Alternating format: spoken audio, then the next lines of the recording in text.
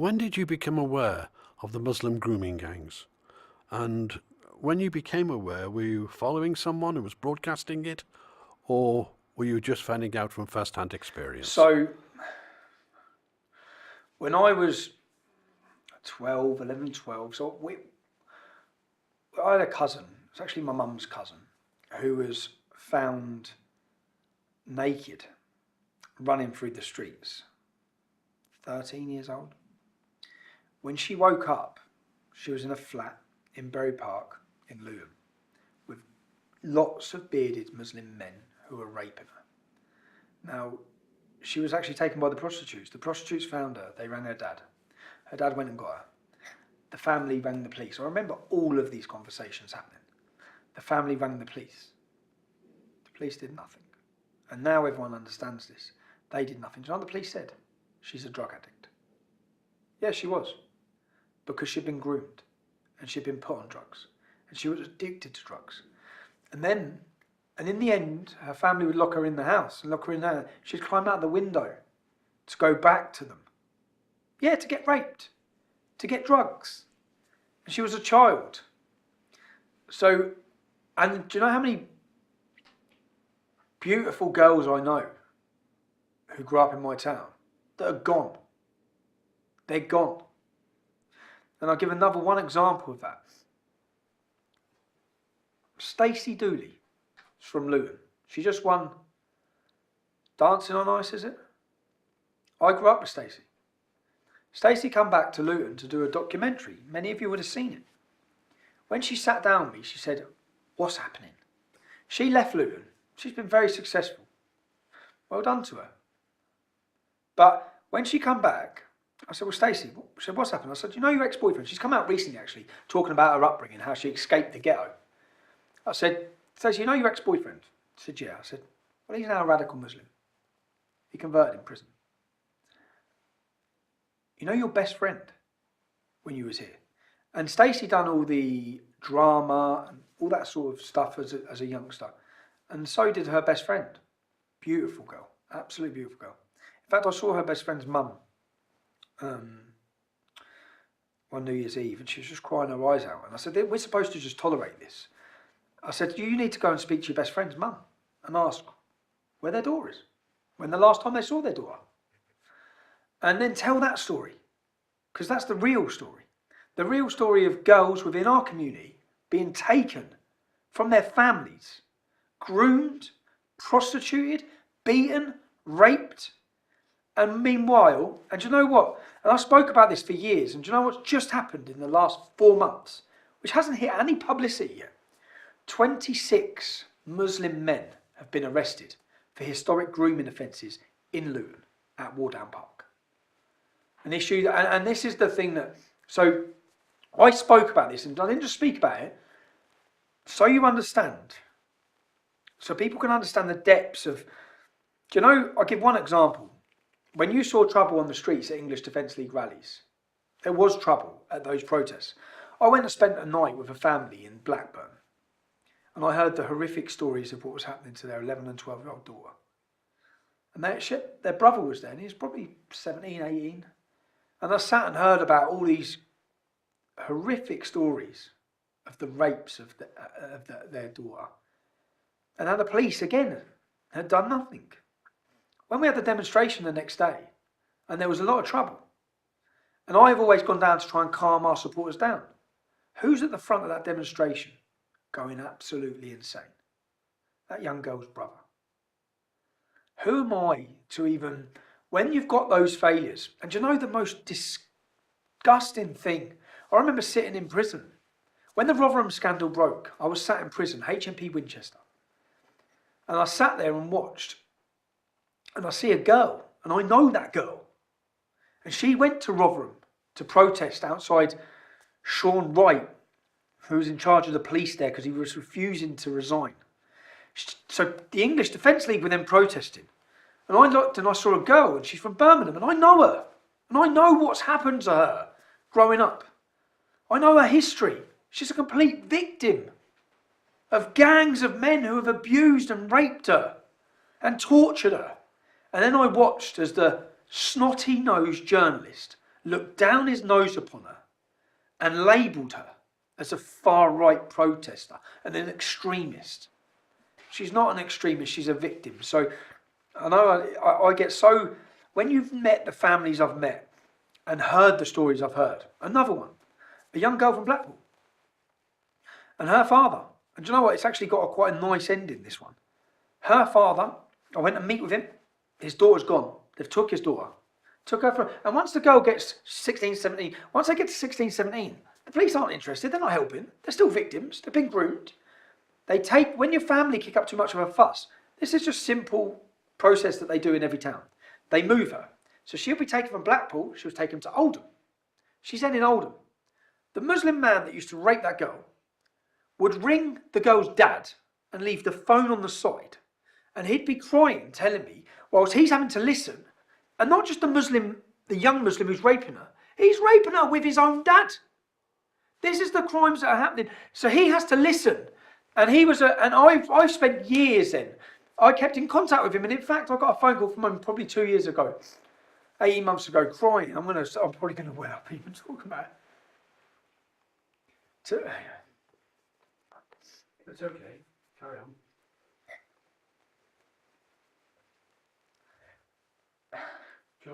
No, to say that his daughter was home, that his daughter would come back.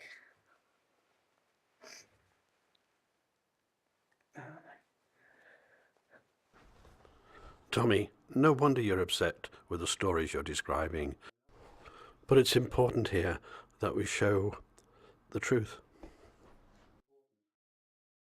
It's infuriating, that's what it is.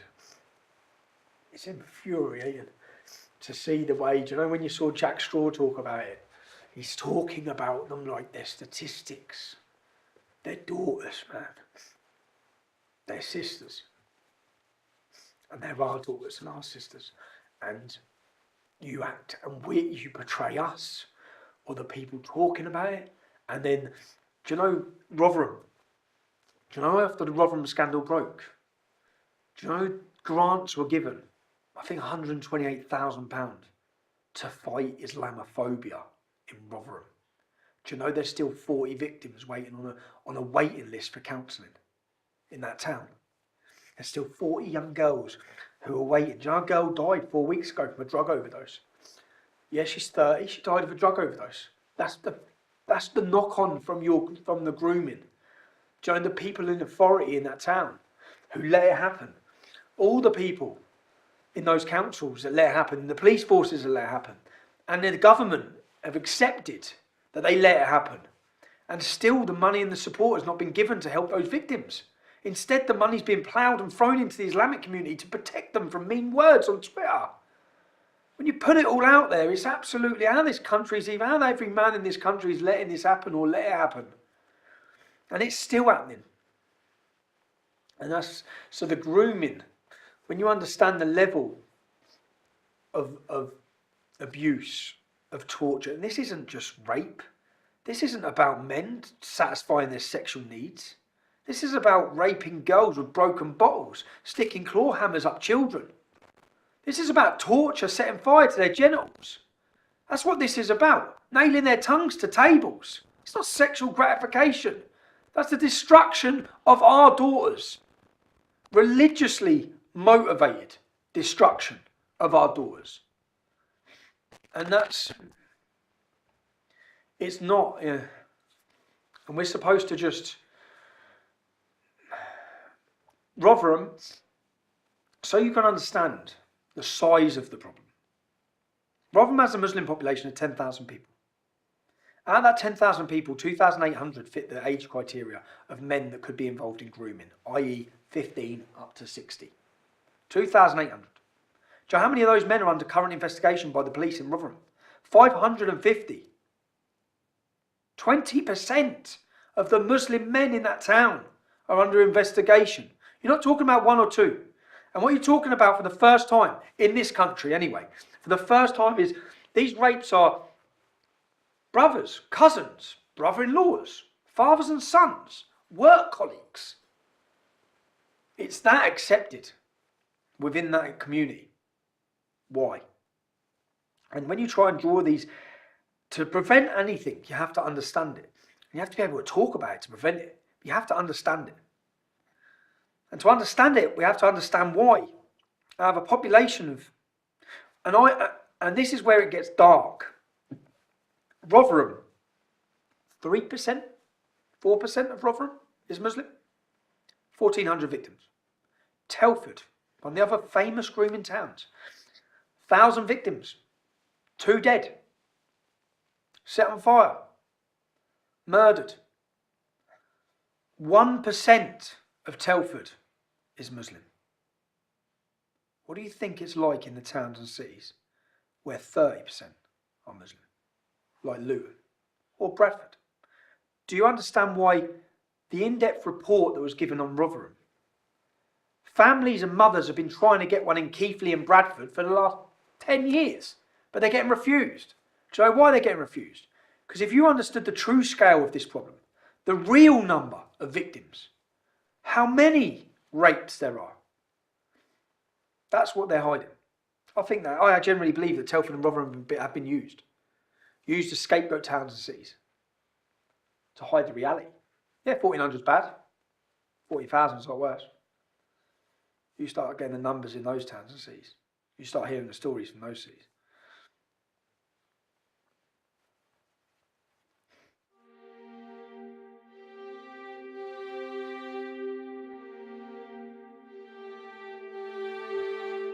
A loathsome, obnoxious, repellent individual. Today we have learned that yesterday the violent racist thug and fraudster known as Stephen Yatsley Lennon, or Tommy Robinson, was invited onto the estate and wined and dined in the House of Lords yesterday.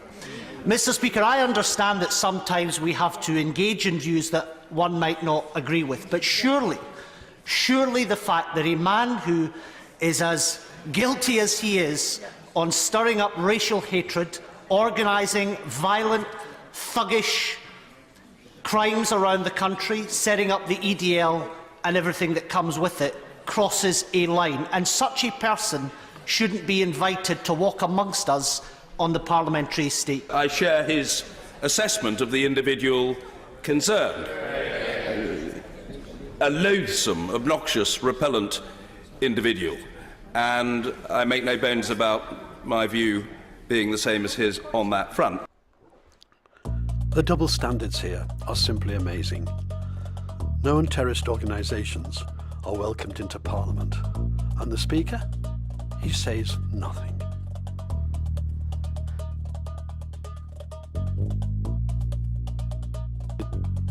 Now we deal with Tommy's criminal convictions and his relationship with the state.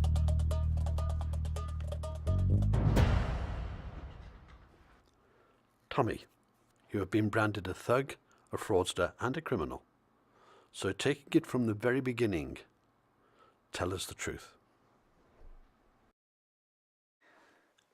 So, where I grew up, I'll be honest, a lot of my friends were getting into trouble. I always avoided that. And I left school and I went for an apprenticeship that 550 people applied for and 5 people got it as an aeronautical engineer for Britannia Airways. So I started my apprenticeship with Britannia Airways. Now, I went out with my now wife, the mother of my children, my fiance at the time, and we had a verbal disagreement at 2 o'clock in the morning. And yeah, we were loud. I was loud. We were shouting at each other. We were young and we were drunk. There was not one physical moment to it. There never has been in my entire life with any female. Now, a man turned out in the street in a pair of shorts. Now, this is all documented. People can read all of this. Now, he ran at me and he rugby tackled me to the floor. He admitted that in court.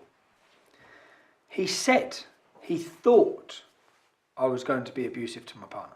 He thought. Now, what I then realised was he was an armed response police officer. So he's used to telling people shut up, and they shut up because he's got a gun. Now on that evening he told me to shut up. I didn't. He rugby tackled me to the floor. When I got up, I beat him up. I don't deny that. I beat him up. And the judge accepted that what I did was self-defence until I kicked him when he went down.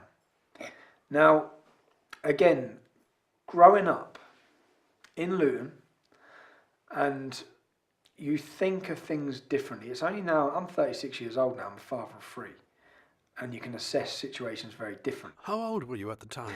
I was 20 years old. My first ever offence. My friends had all got into trouble. I stayed out of it. I got my... Did you have any previous convictions for football hooliganism? No, I'd had no arrests. I'd had nothing. No arrests. It was my first brush with the law. Now, what turns out that Christopher Dalton was his name, the armed response police officer. He was an off-duty police officer. I was convicted of kicking him when he went down. I was given 12 months in jail. Again, anyone can read the documents. He admitted that he assaulted me first. The judge accepted I acted in self-defence until I kicked him when he was down. And what the judge said is, you had 8 seconds.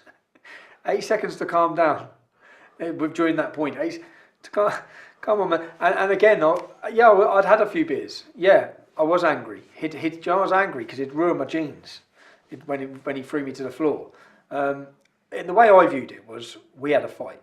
He lost. That's not... Again, it's like I don't know what much difference could happen. But do I think I deserve a year in prison? My first ever offence? No. Did it change my life forever? Yes. I went to jail. I come out of prison. I appealed my conviction. It's actually this way you can read about the case. It went to the Royal Courts of Justice. What I tried saying is, because I was interviewed when I was in prison, they assess you ready to come out. And I remember saying, I don't know what I'd do different. If someone comes up to me tonight and throws me on the floor when I'm out in the street, yeah, I was wrong and I was being loud and abusive and shouting. So I was wrong. I did wake people up. I was young. And if someone comes out and throws me on the floor, the way I saw it at that time was I fought back. In hindsight, years on, I don't know.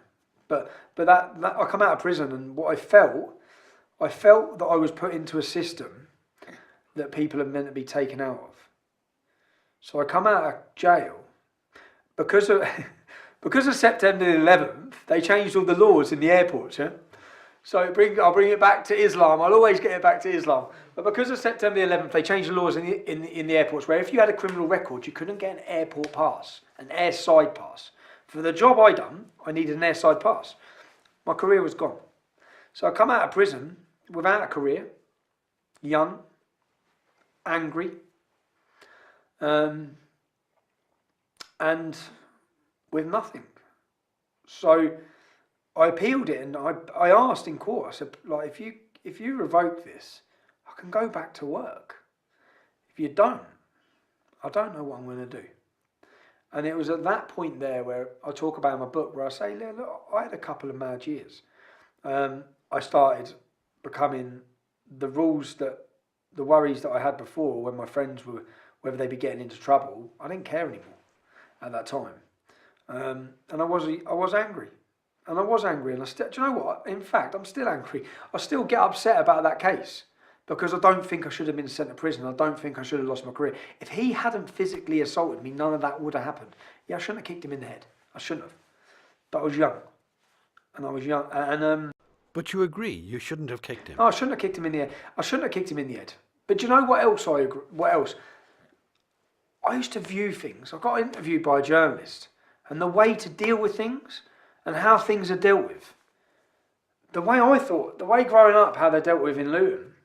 Yeah, that's it. You just fight. You sort it out. And then growing up now, and it's like, look, not everywhere's like Luton. Not everyone has that idea or that way. But I'd say that's what it was like growing up where I was. You had to, and you have to. And yeah, now I won't bring my children up wanting that, saying that's how you deal with your problems. But I shouldn't have kicked him in the head. And do you know what? So I lost my career for that. that I worked hard for, that I studied hard for. How many GCSEs did you get in school? What qualifications did you get? I got 11 GCSEs. I got an A in maths, which I'm still proud of. I got an A in maths, I got 5 Bs and I got 5 Cs. And to be honest, I was mischievous. I was a Jack the Lad.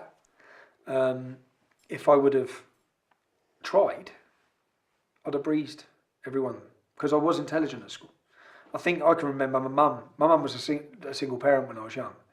And I remember having my own, the classes questions were here, my questions were there, because I far ahead of the rest of them. When that was in junior school, that was from my mum. And my mum's not even that smart, which is mad because even that, my mum's not that smart, but she just used to sit there regularly every night doing work. So I found the academic side of school I found it quite easy. Without studying or trying, I breezed my GCSEs. I got my career. Okay, well you clearly did wrong there. You had a pretty hefty sentence for your first offence. You lost your career. But what was the next brush with the law? My next brush with the law. So I come out of prison. I admit all of this, yeah. So I started attending football, and I started involving myself in the football scene, and going to football with the lads all the time. And then years went on, and do you know what was so lucky? When I used to work at Britannia Airways as an apprentice, I'd finish work on a Friday at 3:30. I'd be picked up by an Irishman, a developer, a builder. They had the contract in Merrill Lynch. Merrill Lynch is a city bank in London. And I'd go and work the entire night. And I didn't miss one Friday night for 2 years. And I'd go and work, and we'd take down the full ceilings. I'd be a labourer. But I used to double my weekly wage for my apprenticeship, doing that. And I'd done it every week, and I didn't let him down once. And then when I come out of jail, I contacted him. I said, look, I'm stuck here. I'm on my arse. And he said, come work for me. So I went to work for him. I was doing a bit of everything. And then his plumber was going abroad, moving to Australia in, say, 6 months. I said, who's going to do your plumbing contracts after this? Because I knew that he was building a lot of flats, a lot of houses. He was very successful at the time. Had hundreds of properties. He said, I don't know. I said, let me do them. Give me the plumbing jobs. And he's like, what do you know about plumbing? What do you know about plumbing? I said, I'll learn. I'll learn now. I'll learn quick. Just give me the job. I'll get the plumbers. And then he did. And I then took his plumbing contracts. And I remember, and then I'd had a couple of mad years in my life. And then I'd got in with him. And there was another gentleman, a wonderful gentleman called Dave Richmond, who sadly passed away. Now, Dave didn't have any children, but Dave owned 700 properties, I think. Dave owns hundreds of properties. He had a Bentley, had a Ferrari, had a Range Rover. And I met him, I got introduced to him through work, and we just got on. Like, I loved him. I loved his attitude to life and everything. And he used to let me, so I moved out to Marbella. He had 14 properties there. I managed his properties there. And he helped me then. So he helped me get my first property. And then I went on and I got the buzz for it as well. And I went on, by the time I was 25, when I started the English Defence League, I owned 7 properties. I had a plumbing business. And when we talk about, so when I had a plumbing business, and then my friend, again, the other developer friend, the Irishman, he was opening a hairdresser's and he was built a block of flats. We'd done all the plumbing on them, 19 flats. So we'd done the plumbing contracts. I said, what's the other shop? He said, I don't know. I said, let me have the shop. So he gave me the shop, and I opened a tanning studio, which a lot of people talk about. So he had hair at Unit 1, and I copied his identical name, so I called it Tanning at Unit 2, which when it went on later and I started the English Defence League, I don't think he's happy about, because both shops looked like they were mine. But yeah, so by that point at 25, my life I was flying as a young man. I was flying. I was successful. I was driven. I was wanting. My passion was to be successful. Were you married at this point? No, I wasn't married. I had my partner. Yeah. My passion was to make money. My passion was to make money. And that's it. And more. But where does that lead to the next crime? The next crime? So I'd had no brushes with any law. And then I started the English Defence League. And then You started what? the English Defence League. I started the EDL. That is not a crime. No, but that's when it started. Instantly started. I was arrested in the first 6 months 3 times. 3 big raids. What were you convicted of? No, nothing to start with. So the first raid I was held at Luton Airport by Special Branch. They then raided my property with a machine gun. In order to look at Tommy's crimes, one also needs to look at how the state treated Tommy. They are both different sides of the same coin, and it was the formation of the EDL that triggered a process by the state. And Tommy explained this very well in an interview with American Channel. What I wasn't ready for, and what shocked me, and what I still can't comprehend, is the fact that the state supported, attacked, persecuted my family, my wife, my mother. They kicked off our doors. They come in with machine guns. The level that I still can't even, until you read my full book and understand the level that they went to shut me up, to silence me. Because a lot of the things we started bringing up and talking about were things they've conspired to keep us as secrets for 20 years, such as the rape jihad across the whole of our country, which has been, they now call it grooming in the UK, which is groups of Muslim men raping young English girls. So anyone who's in your country, I don't know if you've heard of the Rotherham scandal. There was a scandal in Rotherham where in this one small town in the north of England, 1,400 girls are documented to have been sexually exploited and groomed and raped by Muslim men. Yeah? Right. This is in an area called South Yorkshire. What South Yorkshire Police did is, this was before this scandal had broke, we were talking about it, and it hadn't been in the newspapers, it hadn't been in the media. I went to Luton Airport, I was arrested by Special Branch. They then executed warrants at my wife's house and at my mother and father's house. They had sent 15 officers to each house. The crime they come in for was criminal damage. No joke, criminal damage. They seized all my computers, all my phones. When they give me bail conditions, my bail date was to coincide with a date that I was due to be talking in South Yorkshire at a demonstration about grooming. My bail conditions were not to contact 3 or more English Defence League supporters. So straight away, this is politically motivated. From the start, I knew it was. What they then did is 3 weeks later, they dropped all the charges. Now, I put in a complaint through the IPCC, which is the Independent Police Complaints Commission. What it turned out, before this, at that arrest, that they had a statement from the hotel manager. I was arrested for a £30, $50 worth of criminal damage on a hotel room door. They had a statement from the manager of the hotel clearly stating before they raided me, they had nothing to do with me. So just imagine that. 30 armed police going to 2 premises, involving his parents in their house, as well as Tommy's house, for an alleged offence involving £30 worth of criminal damage. That is total abuse of power. And to make it even worse, they knew before they raided that the charge was not true. They then imposed bail conditions that were political. This is the state against Tommy. No wonder his book is called Enemy of the State. Right. So they fabricated this. Well, not only that, but no one goes to, I mean, you have rock stars who don't go to jail where, God forbid, you run a black light over the hotel room when they're done with it. They've been completely trashed. Well, I went to jail this was the first incident. Then they come through 3 months later. They arrested my wife. They arrested me on tax irregularities, money laundering. They went through my entire life. They basically got every one of my files, not just mine, my mother's, my father's, my wife's, her brother, my cousin, my aunt, my whole family. And they took the whole family's finances to pieces. They went back 10 years. So is that the main reason when you were imprisoned was tax? Is that what they used, kind of an Al Capone thing? Yeah, they were full Al Capone. In the end, no, I got not guilty on tax. I walked on tax. Okay, they said so we don't have too much. What put you in the slammer? They in the slammer for lending. I lent my brother-in-law £20,000. You know mortgage forms. Yeah. So in the UK we had self-certification mortgages. So you put down enough of a deposit and you get a mortgage, and they ask you how much you earn. And if he earned £10,000 a year, and on the form he put £20,000. He got a mortgage. This is in 2008. He got a mortgage. He owned the house for 9 months and he sold the property. Yeah, I lent him the deposit. That's what I went to prison for. Because your brother claimed he made more than he did. He claimed when he got the mortgage, but Right. the mortgage company were paid back. The mortgage company lost No, their no, no. money. I know. I just want to I get it. So that's what they nailed you for. Okay, so you're in jail. So at this point, the state had failed on 2 charges, but managed to find a 3rd charge for what they call fraud. And technically it is.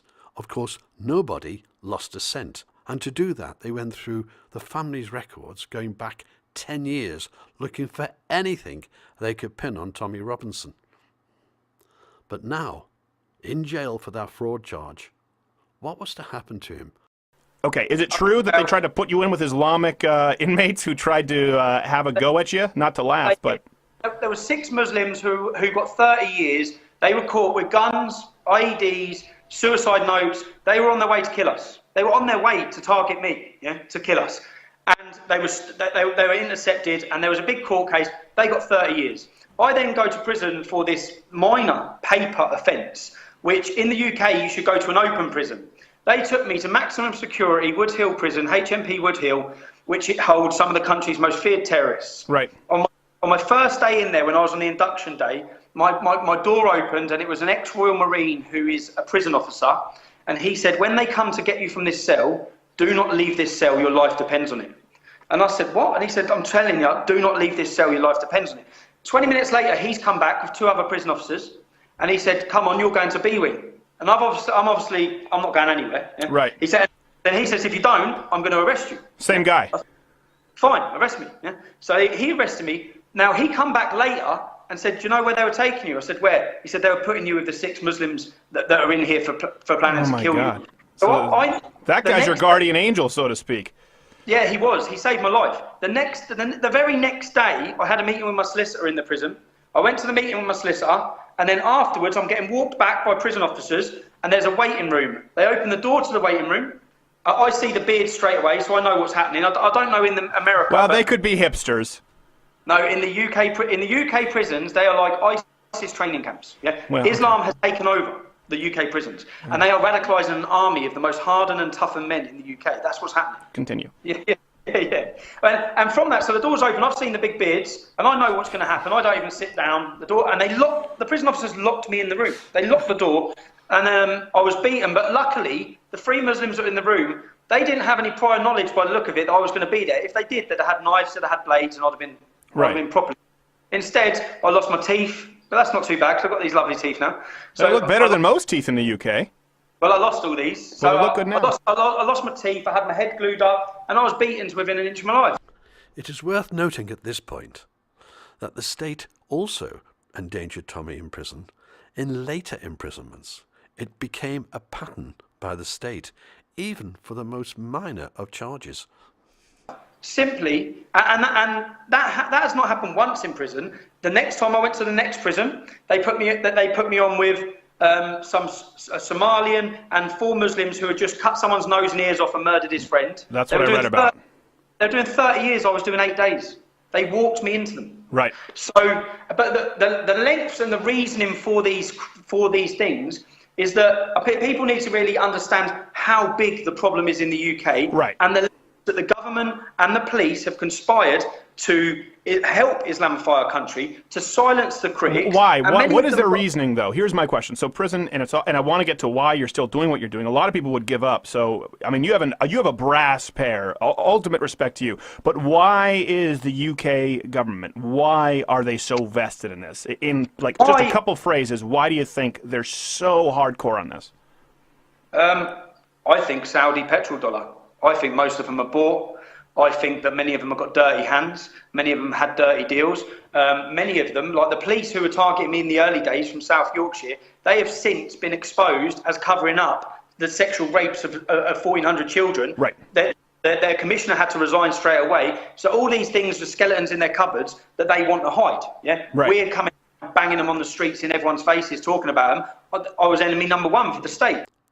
After his first imprisonment, Tommy, pretty well and understandably, became a rebel to the state.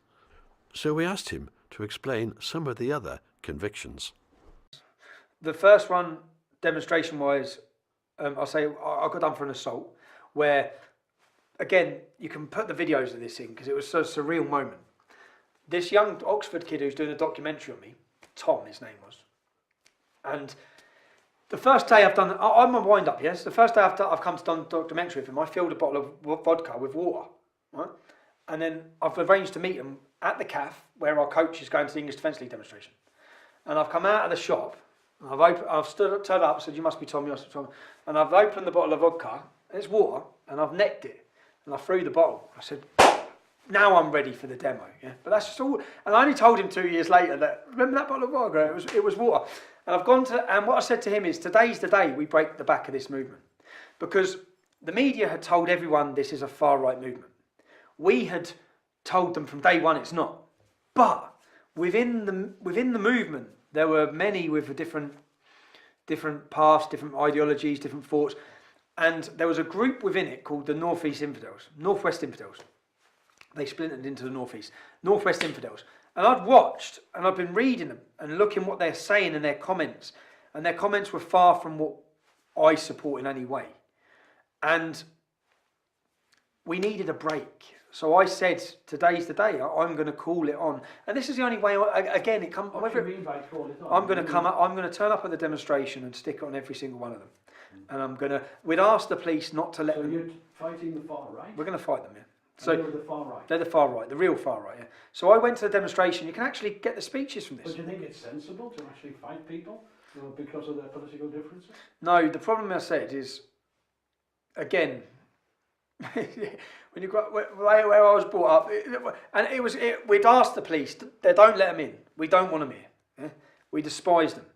And then what I did is I got up on stage, and my intention was to do it in front of the world's press. I got up on stage, I got a Sikh gentleman called Amit Gurmit, and I loved him as well, he's such a good lad. But I got a Sikh gentleman, I held his hand up, and I said, if you don't like what you see, you're in the wrong crowd. I said, this is the English Defence League. And then I said, so, now it's time to show yourselves. And I started reading out names of the far right. I said, amongst us now, and amongst these thousands of people here, we're here, we're white, we're black. We had banners from day one, black and white unite. Yeah, the united colours of the EDL is one of our slogans, with all the different colours, yeah?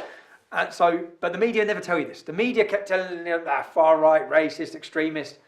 So I made trying to get rid of the far right. Trying to get rid of them. In effect, you got prosecuted. In effect, 40 or 50 of them come towards me. I come off the stage and I ironed one of them out. And then, but do you know what? It worked. Do you know what? From that point on, they never come again. I went home and Then why did you leave the English Defence League? What caused you to leave? Because when I kicked these people out, they formed their own groups. Northwest Infidels, Northeast Infidels, Southeast Alliance. They all splintered around the EDL, just completely hovering all the time, picking fault. And I remember going home and I made a video saying, listen, and this is why I say I've done more to call out the far right. I made a video and I addressed them all. And I said, I'm short, I'm fat, I'm 5'6", I'm a little white Englishman, and I'm in Luton. And I'm not hiding from you. So the far right as well, if any of you have a problem, come on down. And they come down, they come into the pub. I ended up getting called from the landlord of the pub saying there's some man in here from Newcastle. I've gone down to the pub. I've ended up having a square off with him. So these are the far right. These are the Nazis. Okay. I've got a conviction for that. Yes, I got conviction for far. Let's move on to your next conviction. My next conviction then was, in those early years, I kept getting arrested and given bail conditions. Yes. Which were to prevent me. But they weren't convictions. No, but They prevent you. So I breached my bail condition one time. I turned up dressed as a Jewish rabbi, and I got a conviction for that. That's one conviction. Turned up as a Jewish rabbi in disguise. Oh yeah, you've got to see the video, man. I told the police, so I liaised with the police for the demonstration in Tower Hamlets. I was banned from going, and I said to the police officer, we've got a Jewish rabbi coming to the demonstration, he's going to need an escort in. And they said, okay, and I'm banned from going. And I said, okay. Hold on, sorry. You disguised yourself as a Jewish rabbi, and then you got a police escort in? Oh, you've got to see the video. I turn up with the police. I turn up as a Jewish rabbi with a big beard, wearing all the black, with the curly things and with the top hat.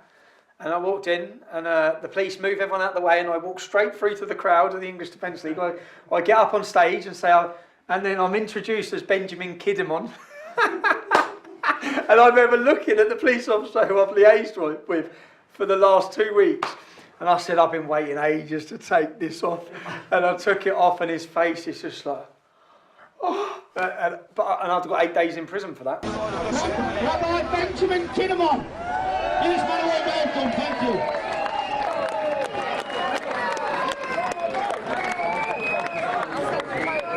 Do you know how long I've been waiting to take this shit off?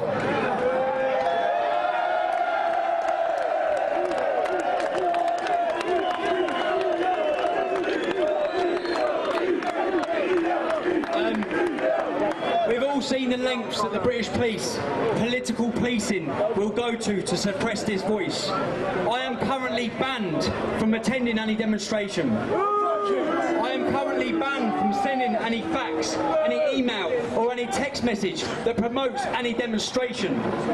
Okay? Now we are here today on September 3rd, 2011 in East London to tell you, every one of you, from the government to the police, we will not allow you to take away our democratic rights.